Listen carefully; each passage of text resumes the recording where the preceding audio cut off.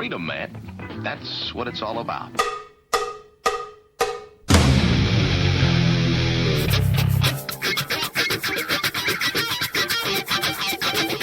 You've got to groove on freedom like the good book says.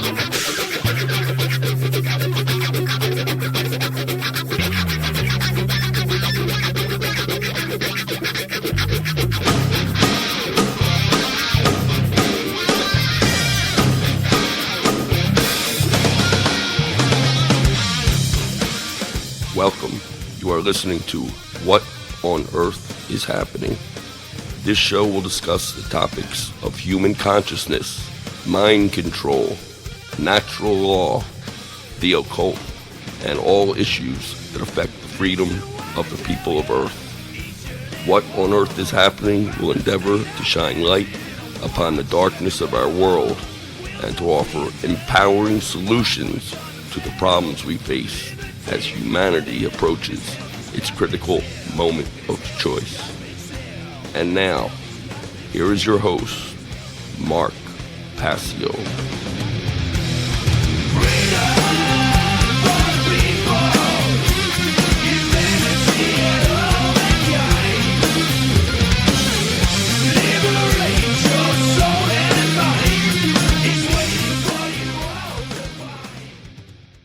Welcome one and all, you're listening to What on Earth is Happening right here on the Republic Broadcasting Radio Network. I'm your host, Mark Passio. My website, whatonearthishappening.com.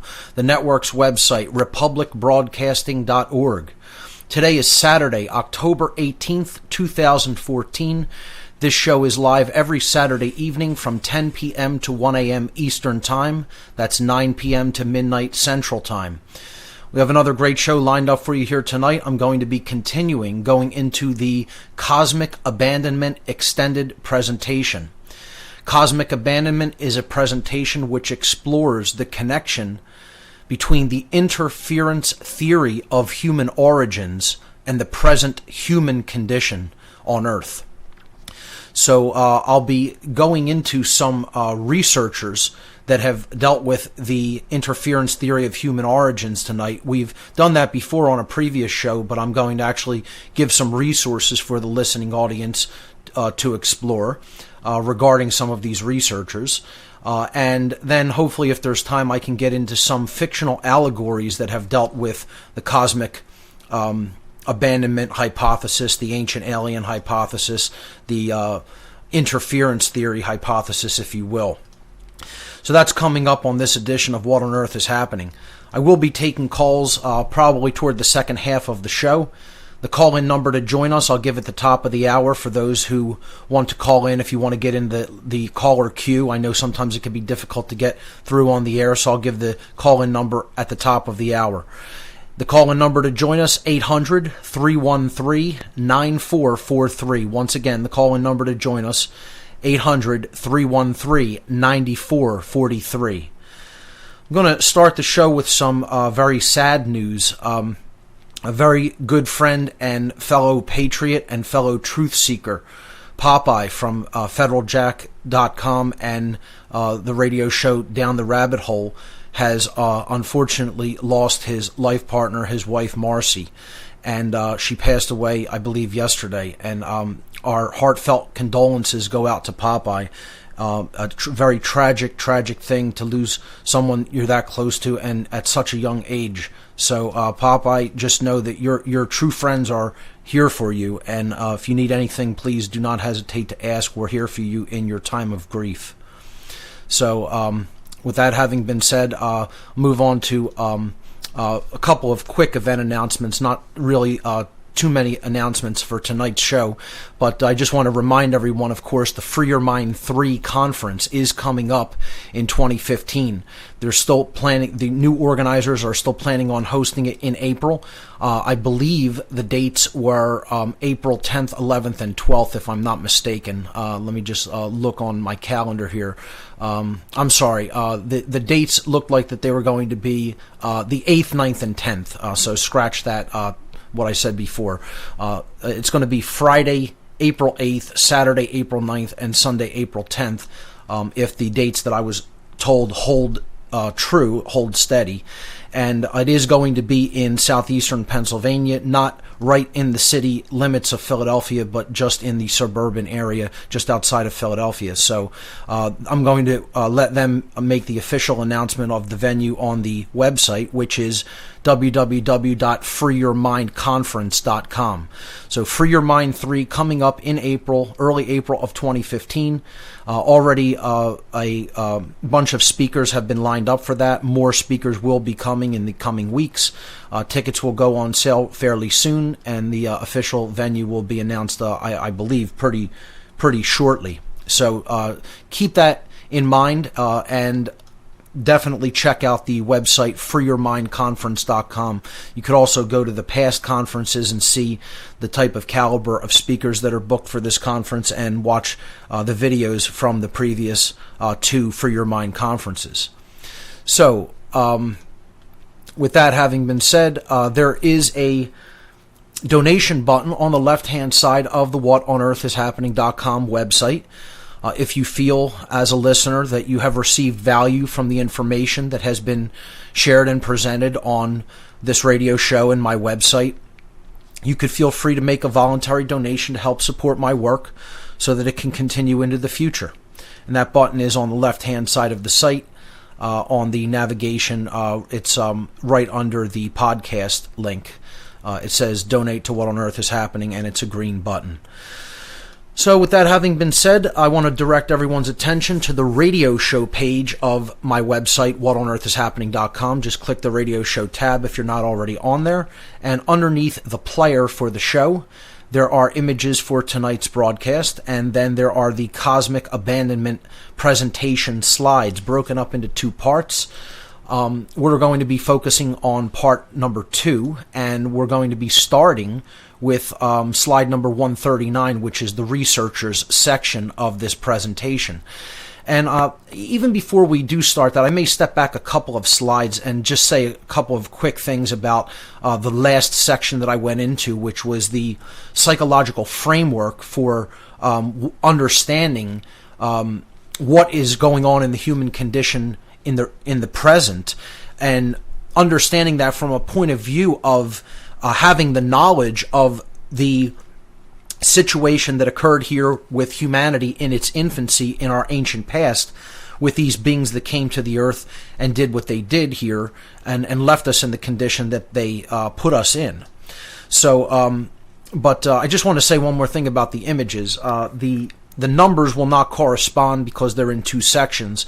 So, you could just go through them in order as I tell you to move to the next slide. I'll try to basically observe the numbers. The best way to do it is to download the zip file of all Cosmic Abandonment slides, and you can unpack them, decompress that zip archive on your own computer, and then you'll have all the slides there in one folder, and you could just open them up with any image viewer as we go. So that's my recommendation, is to just download that zip file where it says all Cosmic Abandonment slides. It's a small zip archive, 48 megabyte archive. So let's start at the section. There was many slides before slide number 139 where I talked about order followers, and I gave some images of order followers as basically being psychologically immature people that don't want personal responsibility for themselves. They don't want the personal responsibility to choose for themselves right action over wrong action, and as such they are what I would consider psychologically immature people. They are psychological and spiritual infants, if you will. They have not grown up. They haven't grown up at a mental level. They haven't grown up at an emotional level. They certainly haven't grown up at a spiritual level, and don't really understand natural law. They don't understand what conscience is. They don't understand the true difference between right and wrong, although many of them are convinced that they are the good guys and do understand the difference between right and wrong. They 100% absolutely do not understand the difference between right and wrong behavior, because if they did, they wouldn't be order followers. The very nature of being an order follower is a wrong behavior, and people will, vehemently disagree with this, and the debate will go on and on. between people who don't understand principles or first things and those who do understand principles and philosophy. To understand that the entire mentality of being an order follower is an act of evil in and of itself by its very nature. We'll pick up that concept on the other side. What on Earth is Happening here on Republic Broadcasting. I'm your host, Mark Passio. My website, whatonearthishappening.com. We're continuing the Cosmic Abandonment Extended presentation on tonight's show. We've been covering this for many weeks, and we'll continue to cover it for many more. Was basically talking about slides 137 and 138 in this presentation for those who are following along with the slides. I'm going to go on the last slide that gave an image of order followers and basically start there and just retouch on this one topic to clarify a very important point. When someone is following orders, it's an immoral act by its nature, because what you are doing is you are attempting to abdicate a personal responsibility which can never be given away to someone else, no matter how much you claim that you're trying to give it away. This is essentially a birthright given to you by creation, by the very nature of being a being that has the capacity for holistic intelligence and the ability to discern, the ability for discernment. So if you say, I'm not going to judge or discern for myself whether this action is actually morally right or wrong, and I'm just going to act when this order is given to me, that in and of itself is a wrong behavior, is a wrong action. I don't care whether whether the action yields a right and positive result in the way of not harming anybody. The actual decision to simply follow an order is a wrongdoing by its nature. I don't know if I could really clarify that any further than that. I don't understand how people don't really grasp that entire concept or idea, yet so many people still don't understand it. They want to debate this and think that somehow you can do good or be good while you're following orders. There has never been an order follower who was a good person, ever, in the history of humanity, in the history of the universe, and never can be. Not ever will be, never can be. The two things are mutually exclusive. They are diametrically opposed to each other. Being a truly good being is antithetically opposed to being an order follower. You cannot have those two things existing in tandem or combination simultaneously. It is not possible. Okay, so for people that think there are good soldiers, good cops, no, they can do good things in their life, but ultimately a person is not a good person until they are actually judging the difference between right and wrong for themselves, and then willfully, consciously, in a state of knowledge, choosing the right behavior over the wrong behavior, consciously and willfully, which is the definition of following conscience, of obeying conscience, of exercising conscience. When you're doing that, you're actually in harmony with the objective knowledge of the difference between right and wrong behavior, which is what natural law is all about. Not doing that, meaning following what someone else tells you to do, by definition, is not exercising conscience, by the very definition of the action that you are performing and the lack of thinking that is involved in the performance of that action. So people really have to understand this in a deep, deep way to understand there is no such thing as a good order follower. Not to belabor this point, but I just want to wrap up this part of the presentation and move on into the researchers. But I just want to tell people this is going to be one of the focal emphasis of my work in the coming months. I'm actually going to put together an entire presentation on the dynamic of order following. More likely than not, if I do not do it before the Free Your Mind 3 conference, my presentation at the Free Your Mind 3 conference will be on the dynamic of order following and how it is the ultimate evil that has ever existed and ever can exist.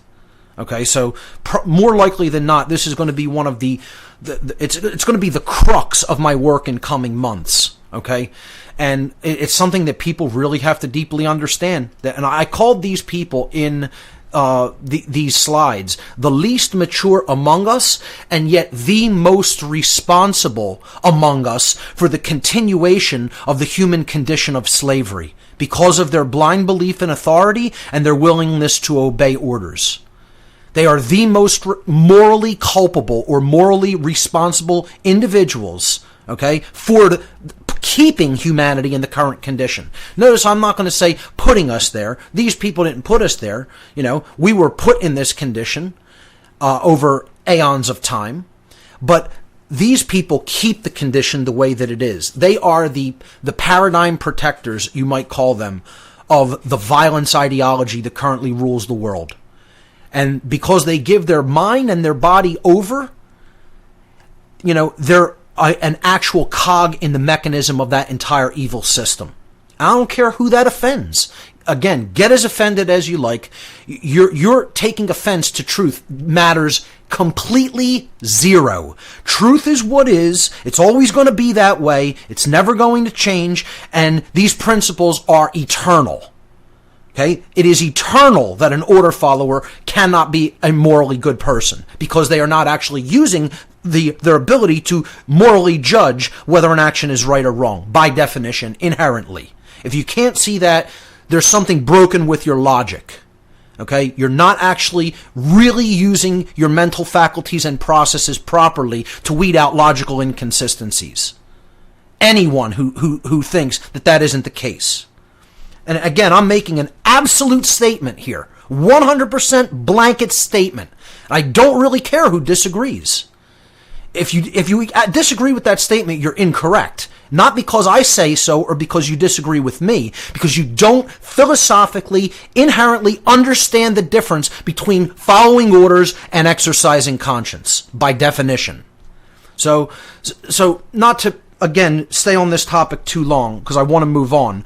The last slide that I did on this topic was very harsh rhetoric, you might say. I call these people the house slaves of the world.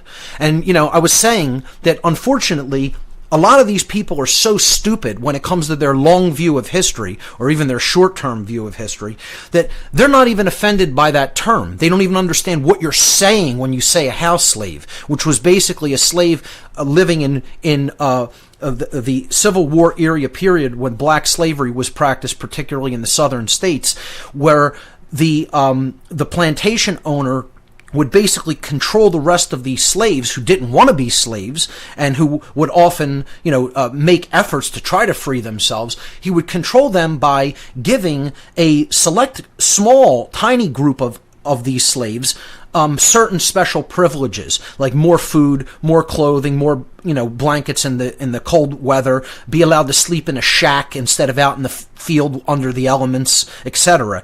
And for those little tiny pittance of favors, the master of the plantation would demand that these so-called privileged slaves, which were called the house slaves by the rest of the slaves, would give them special privileges and make them basically keep the other slaves in line, brutally, in many cases, brutally beating them if they stepped out of line.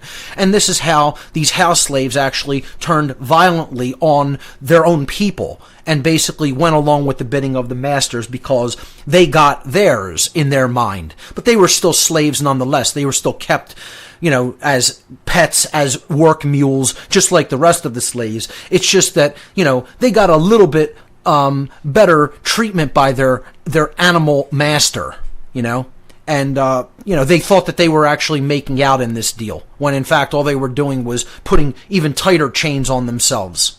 And this is what the military and police forces are of every country, not just America, every country, everywhere on earth, at every single time and place in human history. And the same dynamic would apply on all other planets in the entire cosmos. Wherever there is life with the ability for the capability of holistic thinking, of holistic intelligence, every person who has ever been an order follower anywhere in the cosmos, that it's that same exact dynamic. They have been the house slaves of that particular culture anywhere in the cosmos.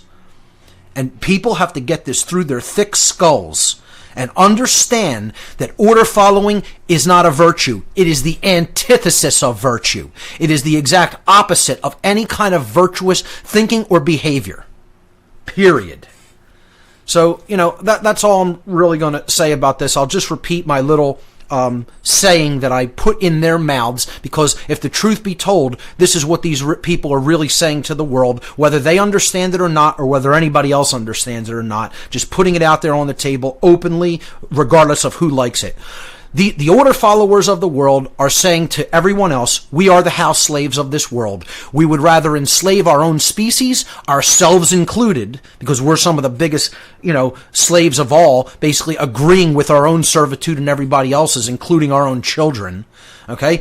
We'd rather enslave our entire species, including ourselves, rather than grow up, become psychologically and spiritually mature, develop real courage, because these people don't have 1 ounce of real courage. Real courage would be to speak out, to speak the truth, to take the truth into oneself and then communicate it to others, and ultimately to say no.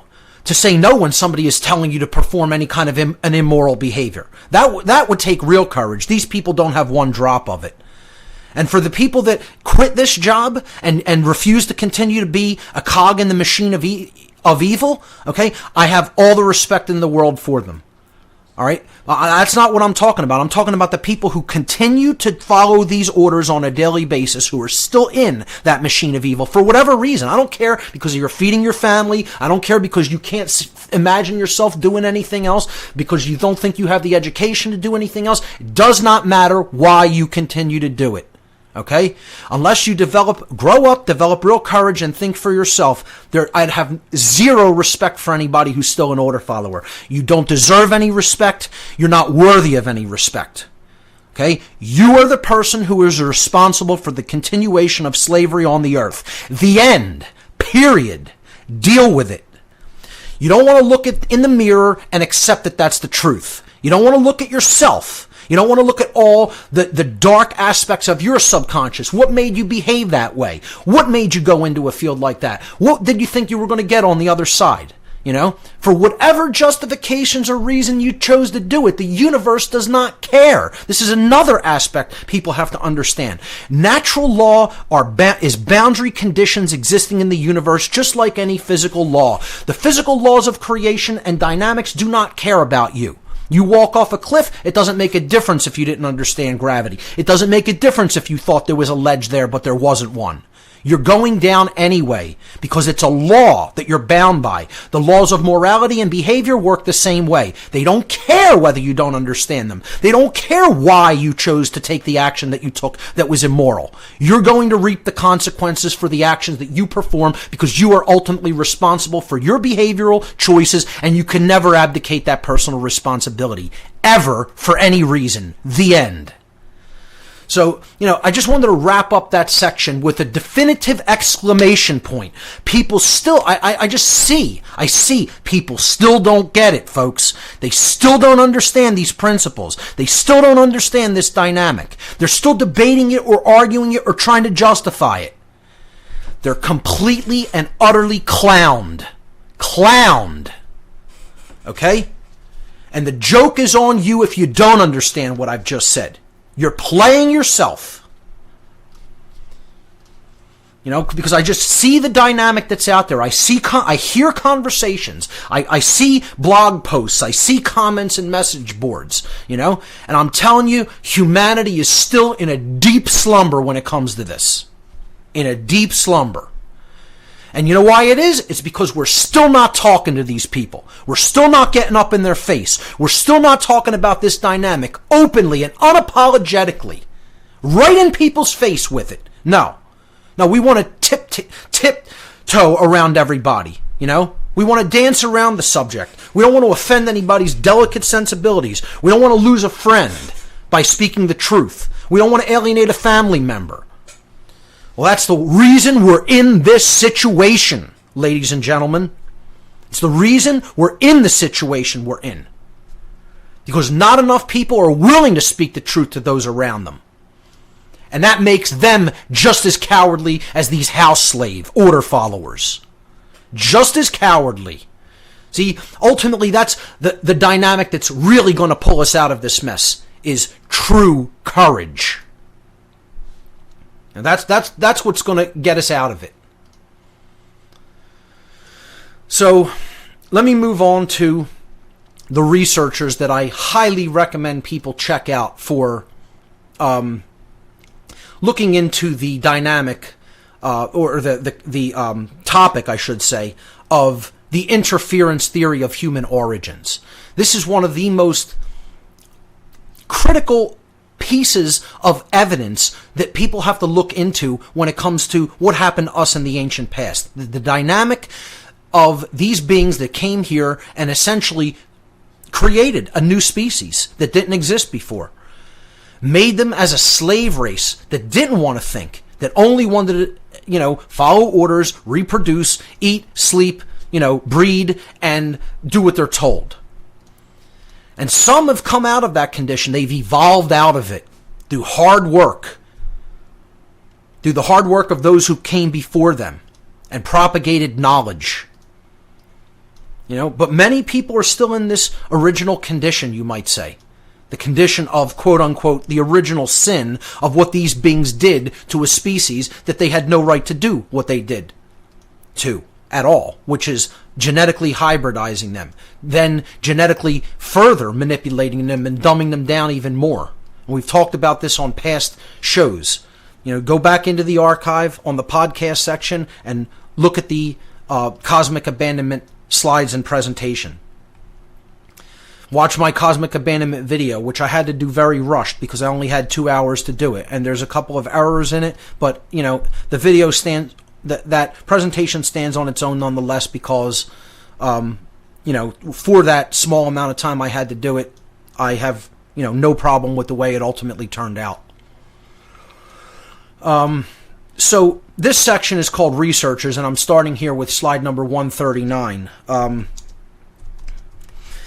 So I want to basically give some resources for people to research this for themselves. That's ultimately what this is all about. So with the cosmic abandonment slides for this podcast, and by the way, this will be podcast 172, I have put together a list, finally, of all the people who I recommend that people research into deeply to start to have a handle on this topic.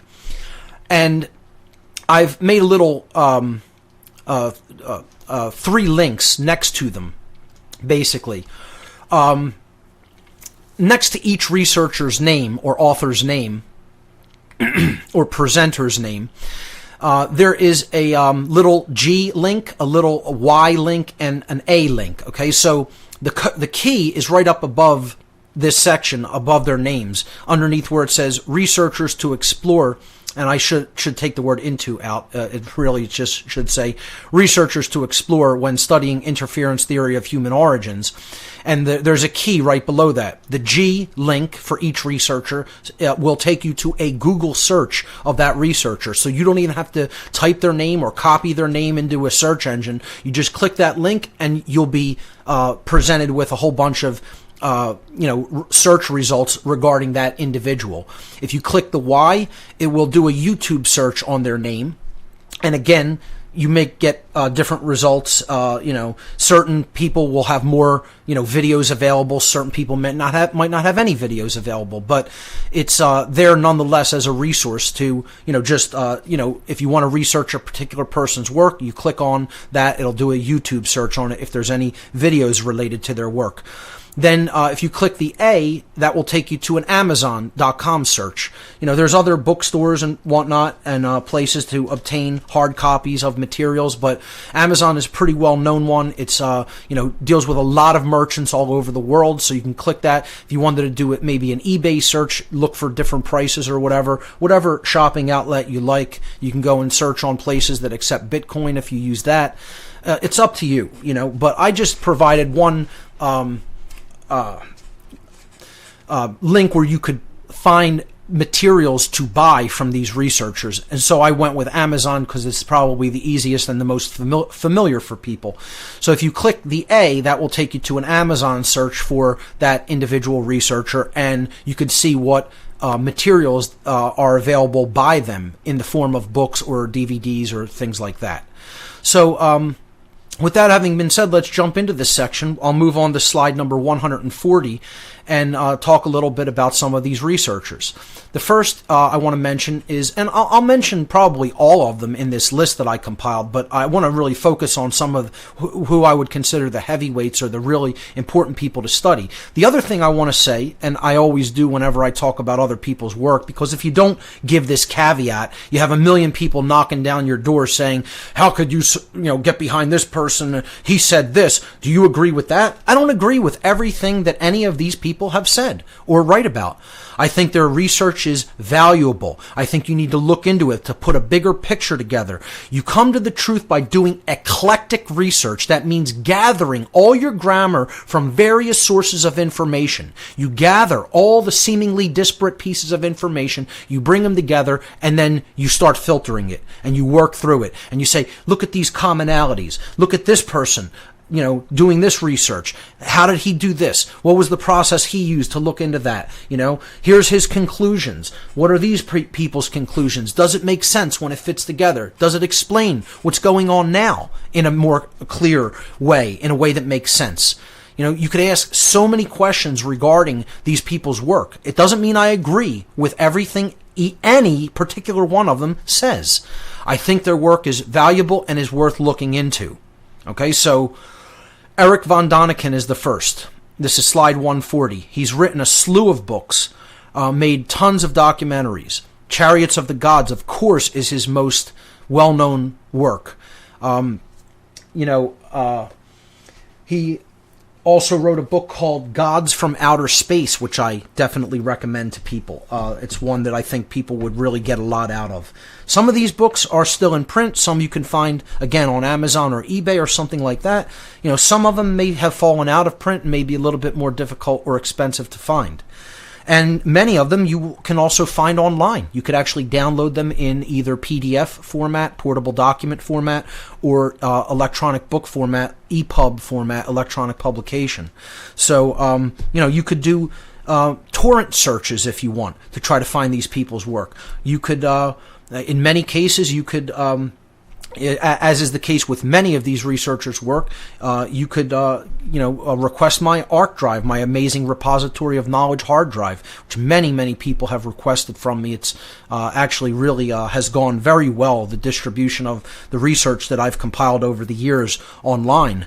I've probably already given out over 150 of these drives. It's a real simple process. You just email me from the contact page and, say you want the ARC. I mean, it's right there on the contact page of the website, and many people have taken me up on this offer, and it's worked out pretty good. I send a list of very clear, detailed instructions, which people do have to follow if they want to receive that offer, without any problems. But most people follow it to the letter, and they get the research, and it's a lifetime of research. Look, just this little tiny research list that I am providing here with this podcast today will keep you busy for multiple lifetimes. You will not be able to go through all of these people's material if you lived probably 10 lifetimes. Okay, that's how voluminous and proliferous their work is. All right, so this is stuff that you have to take it a little at a time. Let synchronicity carry you. People always say to me also, where do I start? Start where you're interested in. Find somebody that you already resonate with some of their work. Their work will take you to other people's work. You will be where you need to. You will go where you need to be. Okay? The universe has a way of working things out like that when you're seeking the light.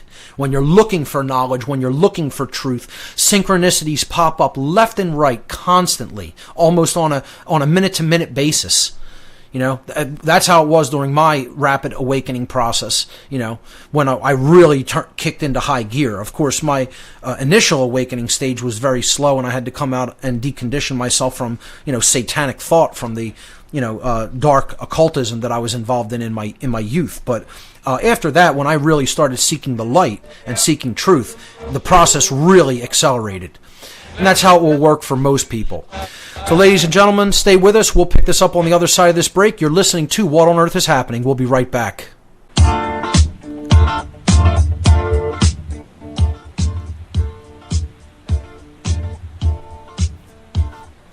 We don't need no education. We don't need no thought control. No dark sarcasm in the classroom.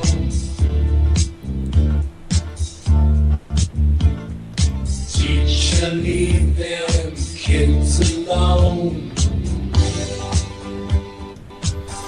Welcome back, everyone. You're listening to What on Earth is Happening here on Republic Broadcasting. I'm your host, Mark Passio. My website, whatonearthishappening.com. I want to apologize. I think I spoke right through the last network break because there was a slight technical problem on the network, and I did not hear the break coming through my headphones in my studio here. So no worries. You can still hear that content when I put my podcast up on my website, because I actually record everything here on this end. That's what I edit my podcast from. So for those who missed out on a little bit by listening over the network, you could just check that out on the podcast page. Nothing was lost. But I do apologize for that, and hopefully we'll reel in the slight technical issues. But let's continue on with the presentation and these researchers' names. Again, I was saying that you have to put together all of these seemingly disparate pieces of information, and then you see the full puzzle picture. A lot of people aren't willing to do that work. They don't want to do the reading. They don't want to do the homework. They don't want to take that time and that effort. So, they'll say, oh, he said something that I don't like, and I'm done listening to him. That's unfortunately how most people's broken reasoning works. They won't actually sit and listen to something that they potentially disagree with. See, again, this whole dynamic of the mark of real, true intelligence is being able to consider a notion or consider a piece of information without at first accepting it or rejecting it.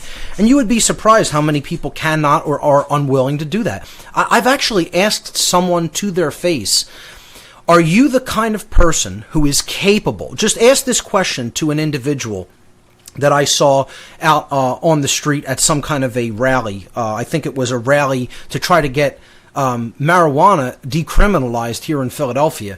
And I was asking one of the people who attended the rally, I was talking about consciousness and how, it's never brought up that you own your own consciousness, you own your own body, and somebody telling you that you may not put something into your body is a claim of ownership on that body and consciousness, and therefore it's slavery. And I said, no one ever makes the right to use whatever drug you want to use an issue of slavery. And the person was so got so, flummoxed and offended by this, which is it's really the real issue that goes on with any concept of prohibition.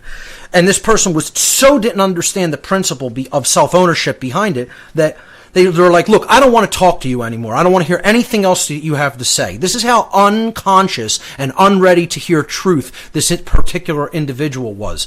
And I said, just listen, what do you need to take that kind of a all or nothing approach for? I said, there's no possibility of interchange or interaction for information with you, clearly. I said, just answer me this one question, and then I'll leave you alone. Are you the kind of person that is capable of listening to information or reading information or watching information and reserving judgment about what you've just seen, heard, or watched, okay? Read, heard, or watched. And just putting the idea somewhere in your thought processes of your mind, but not actually immediately accepting it as being true or rejecting it as being completely false. And the person said, to be honest, no, I am not capable of doing that. When I hear, see, or read something, almost immediately I make a judgment decision about it. And it either fits into what I already think, in which case I think it's true, or I reject it because, it completely conflicts with the way I already think. They actually said that to me. And I said, goodbye, there is no help for you. I said, there is nothing I can show you, there is nothing I can teach you, there is nothing I can do for you, I cannot assist you in any way. That's called the 100% calcified ego. That's what the ego is, ladies and gentlemen. That's one of the things that the ego is, the deep calcified ego attachment. That's what it is right there. It's no better way could I describe it to people. And this is what you see when it comes to this topic. People don't want to do the research. They don't want to listen to someone else and just put it in their mind. And then you could sort it out after. You don't have to accept everything Eric von Däniken says. You don't have to accept everything Lloyd Pye or William Bramley or Zecharia Sitchin say. But you can take it in, and you could keep it in your mind and say, hey, how does this fit into the bigger picture? Is there something to be learned from this? Is there anything of value here that I could explore, that I could learn from? No, most people are unwilling to do that. They already have their belief system, and information be damned. You know, that's where most people's head is at. So the next researcher on slide 141 I want to call to people's attention is Zecharia Sitchin. Zecharia Sitchin has put out some of the most proliferous amounts of work when it comes to the ancient aliens / interference theory hypothesis out of any other researcher. And he's often, along with Eric von Däniken, considered kind of like, you know, the grandfather of this field of research. And, you know, there is just so much in the way of books that he's written. And his books are like, they read like textbooks. You know, he's put out the whole Earth Chronicles series, starting with the famous 12th Planet book, which I highly recommend. Other books in that series were Stairway to Heaven, Wars of Gods and Men, which I actually amazingly just found in a trash pile in outside of a thrift store. The Wars of God and Men was sitting in the trash for stuff to give away for free. You know, this is the kind of stuff I come across when I'm walking the streets of Philadelphia. You know, I magically am there at the right moment. It's a book I have digitally, but I didn't have a hard, you know, printed copy of it. So of course I took it. You know, I found another book by Sitchin in like a bargain basement section of a thrift store, The End of Days. That was his most recent one. You know, other books in the Earth Chronicles were The Lost Realms, When Time Began was book 5, book 6 was The Cosmic Code, and then End of Days was the last one in that series. I believe he wrote that shortly before he passed a few years ago. There's also Divine Encounters, Genesis Revisited, Journeys to the Mythical Past. There were Giants Upon the Earth, and then, of course, The Lost Book of Enki, which is just an amazing recounting of the ancient story that happened between the quote-unquote gods, these non-human entities that came to the earth in the ancient past, and the early human beings who they basically were ruling over like gods, as the authority figures and the kings on the earth back in the ancient past. So highly recommended is Sitchin's work. He also appears in a lot of documentaries on this topic. Let's move on to the next researcher, Lloyd Pye. Lloyd Pye, of course, famous for the Star Child skull exploration, which he's done a lot of great work with and DNA analysis on. And his books, Everything You Know Is Wrong and Alien Origins, that's really the main crux of Pye's work, is human origins and hominids, and how human beings are not evolved from our hominid ancestors, but are a result of genetic manipulation. I think Pye's work is some of the best in this regard, and I really highly recommend everybody checking him out. You could go to his website. You could download some of his videos on YouTube. Just brilliant stuff. And unfortunately, he passed back in 2012, the week that I did this original presentation of Cosmic Abandonment here in Philadelphia. Slide 143, William Bramley, most famous for writing the book The Gods of Eden, which is a book about, again, the early human experience with the gods still living, the quote-unquote gods still living on the earth with us.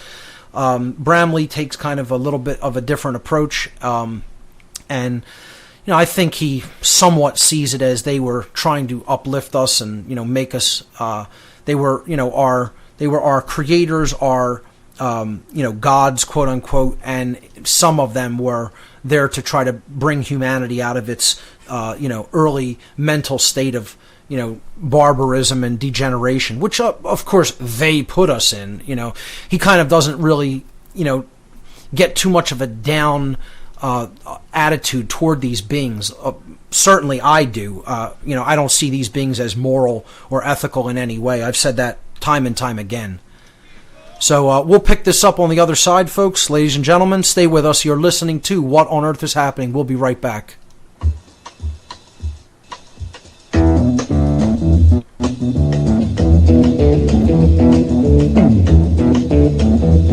You know the day destroys the night, night divides the day. Try to run, try to hide, break on through to the other side, break on through to the other side, break on through to the other side, yeah. Welcome back, everyone. You're listening to What on Earth is Happening here on RBN. I'm your host, Mark Passio. My website, whatonearthishappening.com. We're into the second hour of the show, and we are continuing with the extended cosmic abandonment presentation, as we have for many weeks here on the show. I'm going to get right back to the slides. We were on slide number 143. I was talking about William Bramley's take on the quote gods of the ancient past, the Anunnaki, the Nephilim, etc. He kind of lets them off the hook a little bit easy for my taste. I really look at everything they did here as very immoral. And, some of them tried to clean up the mess afterward. But, some of them didn't want to do it, didn't want to do what they went ahead and did. But they did it anyway, So it's kind of like they say, the apple doesn't fall too far from the tree. We don't understand morality just like our parents didn't understand it. So very unfortunate, but true. So let's move on to slide 144. I'm going to pick up the pace a little bit because I really want to get to some callers who are holding and take some more calls throughout the show. So let's move on to slide 144. Michael Tellinger. His book, Slave Species of the Gods, is perhaps the single most important book that has ever been written on this entire phenomenon, on this area of research, etc. Okay? People have to read this book. That's all I'm going to say about this guy. This book is required reading. If you don't already have it, get it. If you haven't already read it. Okay? He's also done a lot of good work with the concept of Ubuntu. He has a book out called Contributionism, a Blueprint for Human Prosperity, which is also an excellent book. Michael's take on ending money, I certainly agree with. Some of his methodologies I don't particularly agree with. I don't think he has a firm enough handle on the concept of ownership, which is what all rights are based upon. And many people who are, I'm not saying this about Michael in particular, I'm just saying many people in general out in the world who are very right-brained don't have a concept of the true concept of ownership. They don't have that understood, and they want to try to say that there's no such thing as ownership. It's like, if you're too left-brained, you think there's such a thing as authority. If you're too right-brained, you think there's no such thing as ownership. Well, these two things go hand in hand together, because if you don't claim ownership of yourself, ladies and gentlemen, authoritarians who believe in authority come over and claim it for you very readily. And if people still don't understand the concept of self-ownership, God help us. What can you say? What else needs to be said that hasn't already been said? That's the way I think of things nowadays. It's like, really? People are still this deep in unconsciousness? And this long, all these people have been talking about these things. All this information's out there, and still, people haven't even begun. Or have gone so far off track in one form of imbalance or the other, they continue to believe in authority, or they actually have worked themselves into an imbalanced state to believe that the whole concept of ownership is completely and utterly illegitimate, needs to be thrown out the door.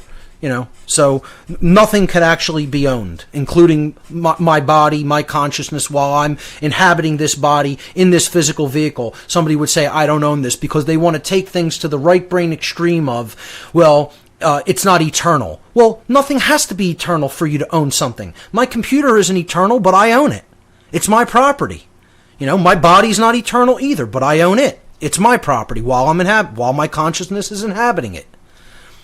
But some people are just never going to understand it. They're never going to understand. They're off in a spiritual daze. They don't get it because their brain is burnt. Their brain's all burnt up from whatever drugs they've done, from whatever endless meditations they've sat doing. The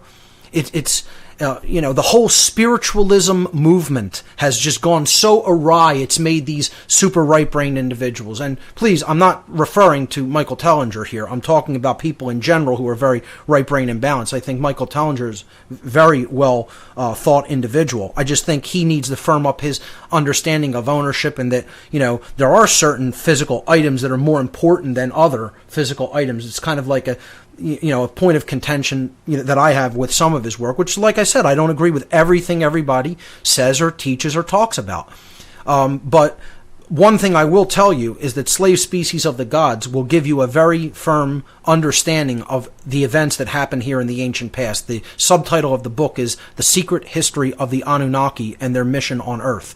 I highly recommend the book. I think anybody who's studying this topic needs to get that book and read it. Next researcher, slide 145, David Icke.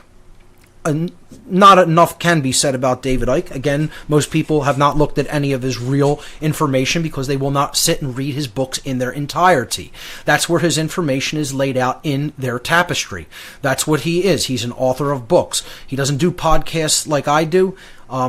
He does, very large presentations, similar to my all-day seminars. But his main area of focus is writing. That's what he does. This is what I more than not loathe to do. I'm not, by my nature, someone who really likes to write words. But when I do write, I can write well. Again, I'm working with an editor to get a book out by sometime next year. But David's work is in his books. And for people who really want to look at the information that he has assembled and put together and aggregated, you need to read his books in their entirety. And they're long, big books that read like textbooks. Again, this is not information that is put out there to entertain people. So you have fun with it. They're not picture books. It's not like, you're going to jam out to some rock music. It requires focus and intent and dedication and time and energy and effort. Nobody wants to put those things into that. We want just self-gratification. So when you tell people you're going to need to read to understand this for a long time, like I said, I shut myself in, basically in my room, in my house for practically the better part of a decade. Mark, why are you so antisocial? Mark, why don't you interact with people? Mark, why don't you talk to family members? Because I'm sitting here learning about what's really going on this slavery planet. That's why. That's what that time was used to do, to awaken myself. That's not easy work. That means repeating over and over again, I was wrong about this, I was wrong about that, I was wrong about this, I was wrong about that. And then taking in the correct information and understanding how it all fits together in a tapestry that makes sense of the crazy, insane asylum in which we live. And I think here's a guy who has done brilliant work when it comes to decoding that entire matrix of information. The book I highly recommend is Children of the Matrix, particularly on the interference theory hypothesis. His other books are also equally as brilliant, and The Truth Shall Set You Free. If people have the patience to go through it, is a great book for waking up people who are beginning on their journey, for just some of the 3D worldly aspects of the whole, conspiratorial aspects of things that are going on in this world. If people would simply take the time and just read that book, so many things would be answered. He wrote Alice in Wonderland and the World Trade Center disaster. He wrote The Guide to the Global Conspiracy, Human Race, Get Off Your Knees, Infinite Love is the Only Truth, Everything Else is Illusion, The Biggest Secret, The Robots' Rebellion, Tales from the Time Loop. You can go on, and others. So his work is, again, huge. And his books are big, and they're very well sourced and referenced. You could research in one of his chapters, probably for a lifetime, with just the endnotes to the chapter, and go and read the other books that he cites. It's just amazing work. And again, I've talked about his courage before. If the world had 1/10 of this guy's courage, we'd be free already. This guy is not afraid to speak his mind and come forward and say what he thinks, regardless of what anybody else thinks about what he's saying. So I personally have a tremendous amount of respect for him, and we'll continue with some more researchers and their work on the other side. Stay with us, everyone.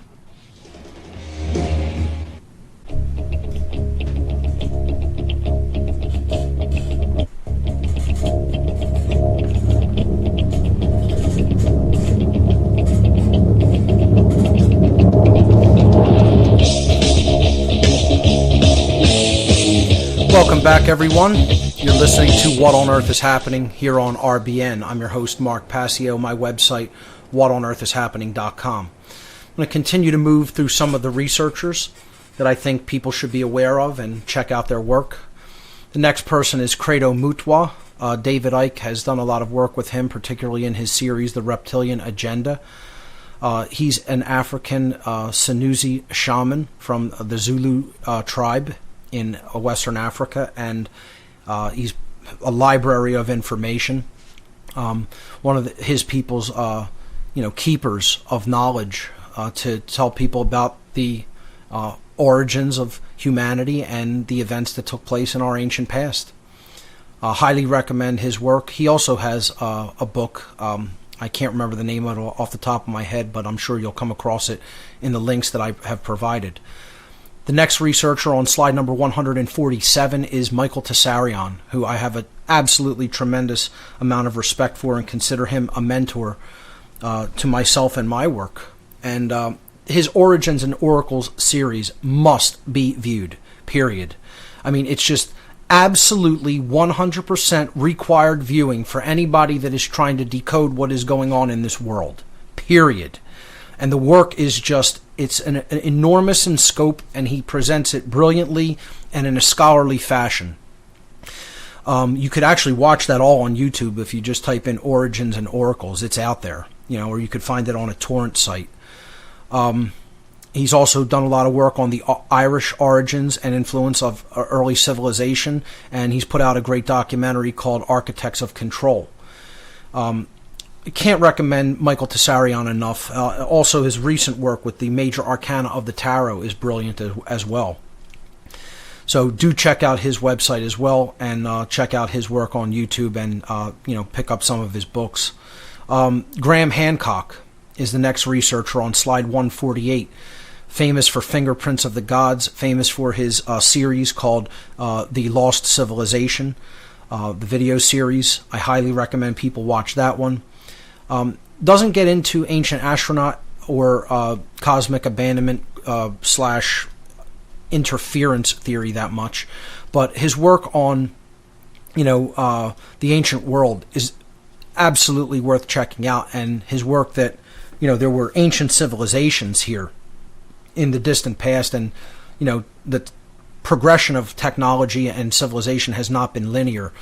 His work really demonstrates that beautifully. Slide 149, Michael Cremo, famous for the tome Forbidden Archaeology, which presents many, many, many cases of suppressed archaeological evidence that is basically thrown in basements of anthropological and archaeological museums and universities, never to be seen, because it doesn't fit into the existing paradigm that the entrenched researchers, so-called, want to tell people about the linear origins of humanity, the linear progression of civilization and humanity, and the whole Darwinian macrobiological evolutionary theory, quote-unquote evolutionary theory. Cremo demonstrates that not only is technology and civilization much older than we think, but it goes into advanced technologies of the ancient world, evidence for that. It's just a book that people really just have to look into and see how much suppressed evidence that there is to support alternative theories and hypotheses for human origins and the events that took place here in our ancient past that shaped and forged civilization as we know it today, so-called civilization. The next researcher on slide 150 is L.A. Marzulli. I think this gentleman has done great work when it comes to looking at ancient architecture, evidence for these beings' existence, these quote-unquote gods, Anunnaki / Nephilim, gods of the ancient world. He's done a series called Watchers, a video series. It's like a video magazine series. Just incredibly well put together, where he interviews a lot of researchers. He goes to different countries and looks at different evidence. Great work in tandem with Brian Forster, who I'm also going to recommend later. And he's got a few books out as well. So I really recommend his work. He takes a little bit of a traditional Christian perspective that these beings are in fact fallen angels. I tend to disagree with that conclusion, but nonetheless I think his work is very well put together and very much worthy of people's time and consideration. The slide 151 deals with David Hatcher Childress and his work. His focus has been on the ancient technology that these beings used when they were here, and the science behind them. He's also done some work into the beings themselves with looking at the whole skull, elongated skull evidence, and how this was not just cranial deformation done with binding, but in many cases that which the cultures that did do that were mimicking the gods, their quote gods, the beings that were here and acting as gods over us because they had essentially created us. So Childress's work is very good. He's also in many different documentaries that deal with UFOs and the ancient aliens hypothesis. Slide 152, Trey Smith. His main work has been looking at the Nephilim and the stories of them in the ancient past. Great long DVD series called The Nephilim, The Truth. He's also done another pretty good series called Noah. I definitely recommend checking out his stuff. Again, a little bit more of that Christian perspective, that traditional Christian perspective. But again, I'm not going to hold that completely against somebody, regardless of what religious tradition they want to view this in from a filter through. That's their filter that they're processing it through. I could still listen to the information and take what is valuable to me from it without having to accept their conclusion regarding what these beings are, what it means in the spiritual aspect, So they could have their look at what this means spiritually, and I could have my look at what it means spiritually. It doesn't mean that I think that all their data needs to be thrown out. I don't look at this from that type of a traditional Christian perspective, but nonetheless, many researchers who do study this have come from it from that biblical perspective, and I don't have that much of a problem with that. Again, I don't have to agree with their conclusion, but I can look at all the evidence that they've aggregated, and that can basically be put into the huge pool of resources and evidence to draw from and help understand the dynamic better.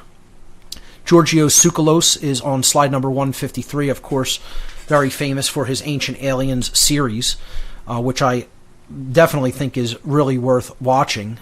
The earlier ones, I think, are some of the more densely information-packed, and then, as they are more pressed to come up with some original information, some of the later ones may stretch a bit and, put forward some deeper conjecture than I would prefer. But nonetheless, the Ancient Aliens series, particularly the early ones, is excellent viewing, and I definitely recommend people watch those. The next researcher on slide number 154, Immanuel Velikovsky, of course, famous for his Worlds in Collision book about the formation of the early solar system and how heavenly bodies collided and, released tremendous amounts of energy into our solar system. He was ridiculed endlessly for this whole hypothesis, and, in more modern times, he's been kind of vindicated, and a lot of, cosmological evidence has proved him correct. So a couple more researchers I want to talk about on the other side, and then hopefully we can get to your calls in a couple of segments. Ladies and gentlemen, stay with us. You're listening to What on Earth is Happening. We'll be right back.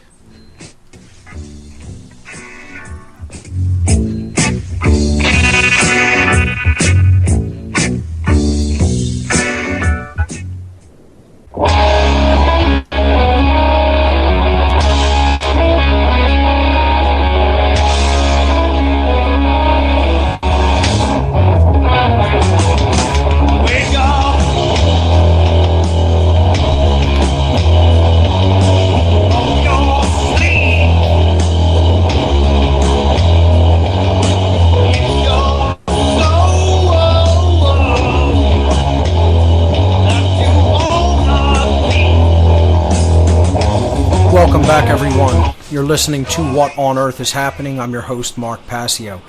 We're continuing with the extended cosmic abandonment presentation, talking about researchers and their work in this field. We're moving on to slide number 155. If you're following along with the slides, this is Robert Schoch.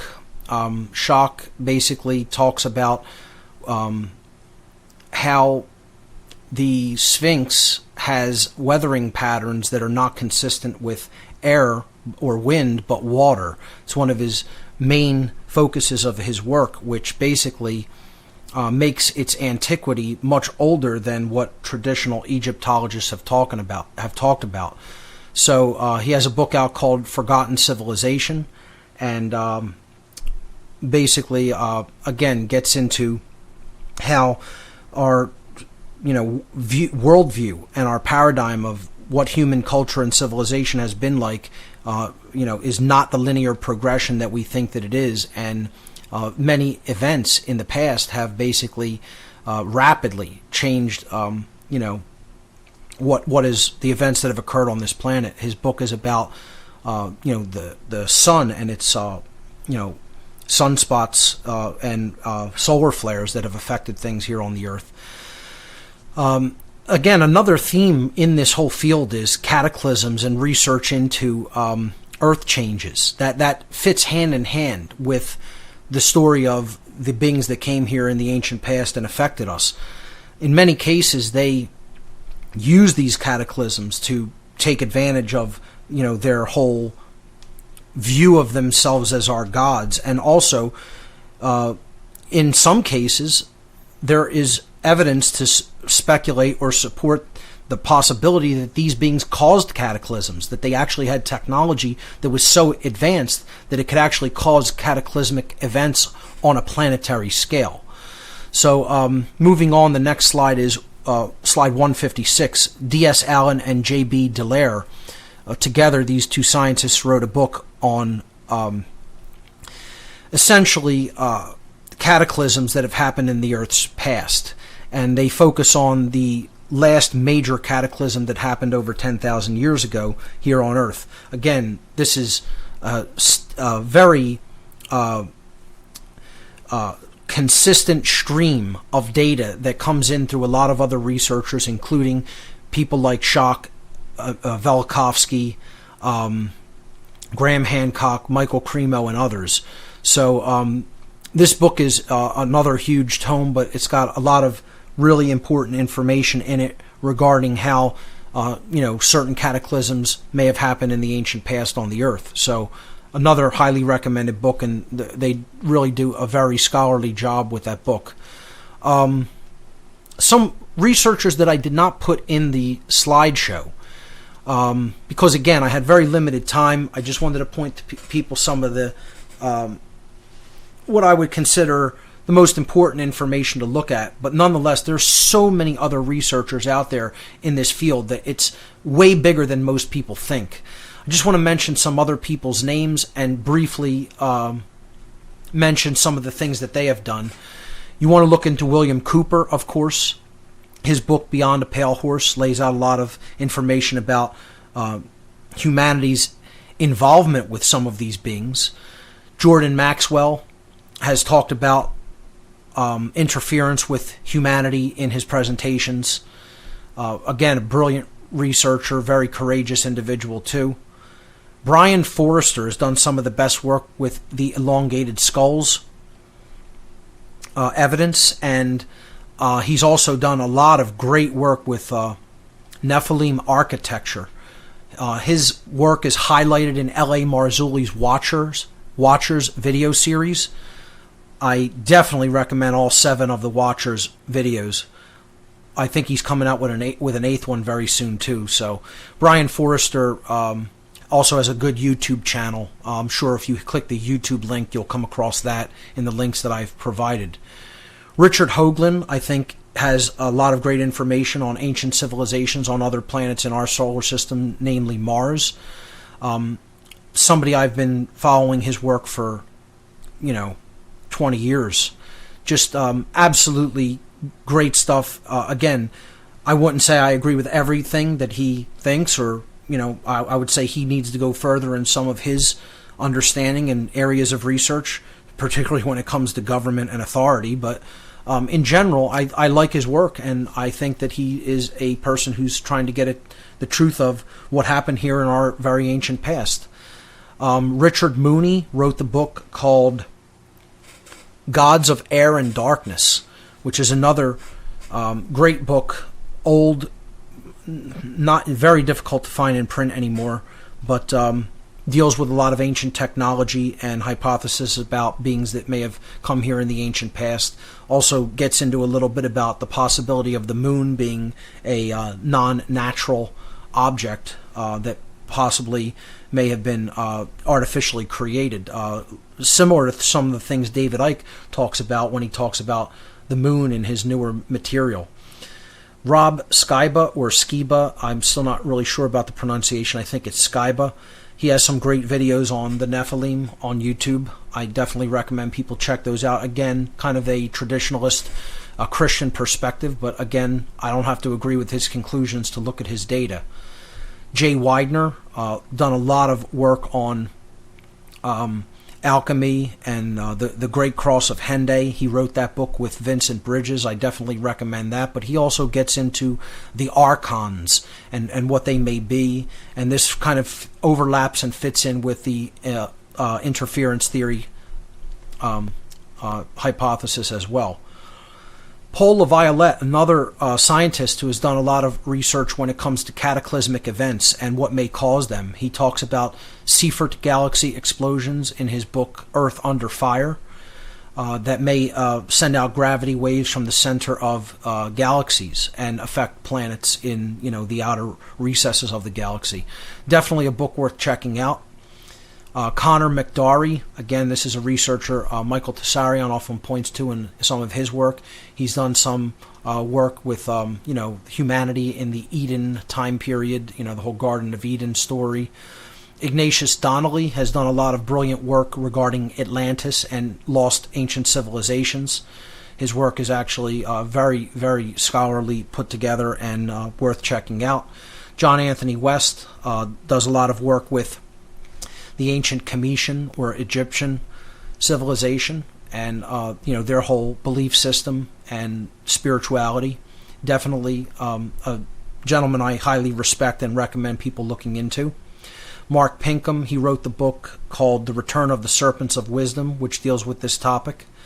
Steve Quayle, he's done a lot of research and work with the Nephilim and giants, etc. Thomas Horn, again, a lot of work with Nephilim. Both Quayle and Horn take, again, a Christian perspective when it comes to it. Will Hart, he's a lesser-known researcher. He wrote the book called The Genesis Race, Our Extraterrestrial DNA and the True Origins of the Species. A great book, which I definitely recommend people checking out. Rick Smith, also known as the UFO teacher. He's done a lot of great work on this topic. He's also put together a lot of work about the Moorish legacy and its suppression by the entrenched powers that should not be. I definitely recommend Rick Smith's work. I was recommending him for the Free Your Mind 3 conference. I'm not sure if the new organizers are going to look into his work and take him on board, but I'd like to see him speak there. W. Raymond Drake has also put out, I believe, several books on this topic. Let me see if I could find the one that I was recommending for people. It's called Gods and Spacemen in the Ancient East. Goes into, the Vedic gods and, their ancient technology that they used and how these were basically recountings of beings that came here from another place. So, Drake's work is definitely worth looking into. There's Andrew Thomas, I believe I'm saying that right. He wrote a book called We Are Not the First, about a lot of, proof of ancient technologies and beings that had come here, lost science and technology. Pretty good work. Let's see, Robert Charot, if I'm saying that properly. He's it's obviously a French name or a French-Canadian name. He wrote the book called Forgotten Worlds. I believe he also wrote the book called The Book of the Masters of the Earth. But Forgotten Worlds postulates, scientific and technological advancements of beings from the ancient past. And, there's some other researchers that, people could look into their work as well. Listening to What on Earth is Happening. I'm your host, Mark Passio. My website, whatonearthishappening.com. I'm going to try to go to the phones in this segment. I'm going to just wrap up this section on researchers briefly. But let me give the call-in number to join us here live on the air. 800-313-9443. Again, the call-in number to join us on What on Earth is Happening. 800-313-9443. That's a toll-free number, and there's no taboo topics here on the show. There never is. We're talking about the interference theory of human origins, but I won't limit the discussion to that. You could basically ask anything you want, comment about anything you want that I've talked about or covered so far, or anything else you want to bring up. So that's the toll-free number to join us, and let me go back to wrap up these last couple of names that I wanted to put out there. I was talking about Andrew Thomas and Robert Charot. Let's move to R.L. Dion. He put out something called God Drives a Flying Saucer, which had a very interesting kind of biblical take on the whole phenomenon. Again, kind of a alternative Christian perspective, you might say, but I think still worth checking out for some of the information he puts out in that book. Josh Reeves is one of the few freedom-oriented hosts and researchers that has really talked about this topic on air a lot, at least from a open-minded perspective that has gone into this topic in depth a little bit. So I definitely recommend checking out some of the things he's talked about regarding this. Alan Landsberg was the individual who put out the television series In Search Of, and he also, I believe, wrote some books on the topic, if I'm not mistaken. But the In Search Of series really went into a lot of alternative explanations about different things in the world, and mysteries of the past and hidden technologies, occulted technologies, etc. So it was a very well put together series. I believe it was done back in the early 80s, if I'm not mistaken. It could have been in the late 70s. I think it was in the late 70s. But he also wrote a book called In Search of Ancient Mysteries, and it definitely deals with a lot of these topics as well, and is a decent read. So they're all the researchers I want to talk about. I'm sure people will have many others and can point out, names that I've missed. But this is just intended to be an introductory list to get people interested in the topic and looking at it with an open-minded perspective and understanding there's a lot of different perspectives that people come at this from, and there is a whole lot of data to be looked at. But that's what finding the truth is all about. That's what truth discovery is all about. It's about gathering the information from a wide, eclectic variety of sources and looking at it all without prejudging it, and then performing a filtration process upon it to be able to get the big picture about what is really going on. So if you do that, then I think you'll understand the bigger picture and the big pattern that the powers that should not be in this world don't want us to see or understand. So I think if we do that, we'll be one step closer to really understanding ourselves. That's what this is all about. See, people will say, well, why do we need to know about all this stuff that happened? Isn't that ancient history? Isn't that all in the past? Yes, but no. I'm not saying dwell on this. I'm not saying let this be, the be-all and end-all of your life. I'm saying, but if you don't understand the past, you don't have a accurate framework for understanding how we got to where we're at today. That's why this is so important to understand. You have to understand what happened here that put the human mindset in the psychological framework that it is in. And again, that mindset is all about abandonment. That's the root issue. Because from abandonment issues with mother and father, you get, I'm not worthy. I have to find a surrogate mother or father figure. I don't have true deep self-respect or self-esteem. Therefore, I am not confident in my own decision-making because I didn't have that guidance there. And I don't want that responsibility that comes along with truly discerning and judging right from wrong for myself. So I want to give that responsibility over to somebody else. And I'm just going to stay willfully ignorant of the true difference between right and wrong morally. And that's where we're at in society. This is what society has become, folks. And this psychological framework didn't just happen all at once, one day. This was born due to circumstances. And this hypothesis, this theory, if you will, readily explains the fertile ground in which this psychological framework grew from. Cosmic abandonment. Our cosmic parents left this place, abandoned us here, put beings that were all about authority and control and domination in charge of us. And then we inherited that legacy. And again, I'm not stating they're possibly not still around or monitoring the situation. People want to, say, well, what makes you think they're not here? Cosmic abandonment isn't about them not being here. It's about the fact that they are not here openly. They left. The parents made us and left. Okay, they made something that was like a baby that they really didn't want except for specific purposes. It would be the equivalent, like I said, of somebody who was very, very destitute and believes in authority and wants to rely on the state, having a child only to get income money, welfare money from the state. But, they did this for their purposes. They wanted workers for whatever their purposes were, for whatever their reasons, for mining whatever resources that they wanted to take from this planet, and that's what they used us for, or so many of the stories go, if you accept, that part of the stories. So, the whole point here is if we don't understand the conditions from which we came from in the ancient past, we're not really going to have an effective understanding of the psychological framework of humanity in the modern day. And that's what this entire presentation was designed to try to help people to grasp.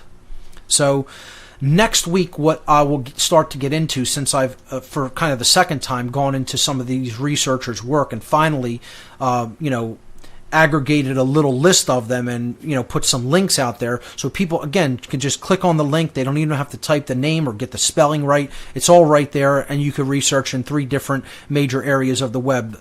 Google, the major search engine, Yahoo, the major video, YouTube, the major video website, and Amazon, a big outlet for books and DVDs. So I'll leave this section there, and next week I'm going to be talking about some fictional allegories that have really presented in kind of a brilliant way this ancient story. Whether it's conscious or deliberate or not, it really highlights a lot of the aspects of the ancient story of our past through allegorical fiction. So that'll be coming up next week on What on Earth is Happening. Let's see if I can get a phone call in before the break, and then we'll continue with your calls throughout the third hour of the show.